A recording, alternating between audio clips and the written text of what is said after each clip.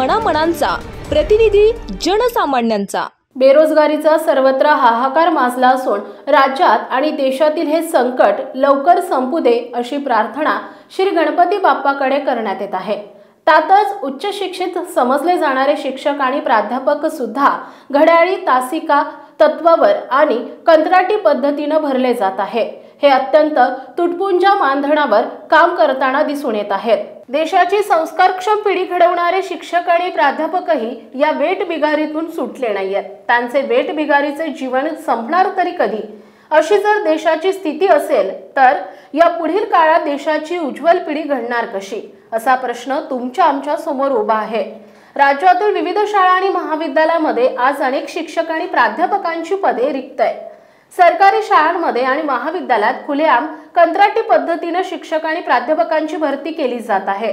नियमित शिक्षक आणि प्राध्यापकांना सुधारित वेतन श्रेणीनुसार घसघशीत पगार दिला जातो, तर दुसरीकडे तेवढंच काम करणाऱ्या कंत्राटी आणि तासिका तत्वावर काम करणाऱ्यांना अल्पशा मानधनावर बोळवण केली जाते।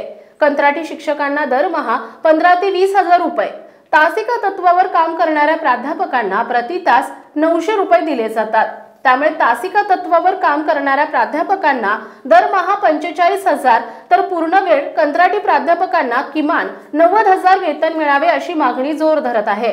शाळा किंवा विद्यापीठात कंत्राटी पद्धतीने केली जाणारी भरती ही निव्वळ तात्पुरत्या स्वरूपाची आहे। शासनाने या पदांची नियमित भरती केल्यास अशी कंत्राटी भरती करण्याची गरजच भासणार नाही। अशी अत्यावश्यक आणि महत्त्वाची पदे जर कंत्राटी पद्धतीने भरली जात असतील तर त्यांच्याकडून विद्यार्थ्यांना मिळणाऱ्या ज्ञानकौशल्याचा दर्जा कोणता असेल, याचा शासनाने गांभीर्याने विचार करण्याची गरज आहे। अशी भरती सर्वच सरकारी शाळा आणि पालिका शाळा आणि विद्यापीठात केली जात असल्याने विद्यार्थ्यांचं भविष्य अंधाराकडे जात असल्याचं विदारक चित्र आहे। एकीकडे महागाईचा भस्मासूर सर्वांनाच जीवघेणा ठरत आहे, तर दुसरीकडे सरकार मात्र आपल्या समर्थक नातेवाईक कार्यकर्त्यांना अशा कंत्राटाचे खुराक देऊन त्यांना गडगंज बनवण्याचा प्रयत्न करत आहे। उच्च शिक्षण घेऊन समाजाला योग्य दिशा देऊ पाहणाऱ्या शिक्षक आणि प्राध्यापकांनाही स्वतःचं कुटुंब हे परिवार आहे। त्यांचा पारिवारिक खर्च कसा भागणार, अभ्यासासाठी नवनवीन पुस्तके कशी खरेदी करणार, याचा शासनाने गांभीर्याने विचार करून ही कंत्राटी आणि तासिका तत्वावरची भरती बंद करून त्यांना नियमित वेतन श्रेणी देत सेवेत काम करून घेण्याची गरज आहे।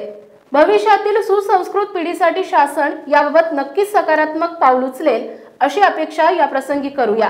शासनकर्ते म्हणून राज्यकारभार चालवणाऱ्या मंत्री आणि सचिवालयातील सचिवांना गणपती बाप्पा सद्बुद्धी देवो हीच प्रार्थना। आपल्या परिसरातील महत्त्वाच्या बातम्या पाहण्यासाठी आजच आमच्या लोकनेता न्यूज महाराष्ट्र चॅनलला YouTube वर सबस्क्राइब करा आणि बेल आयकॉन प्रेस करा।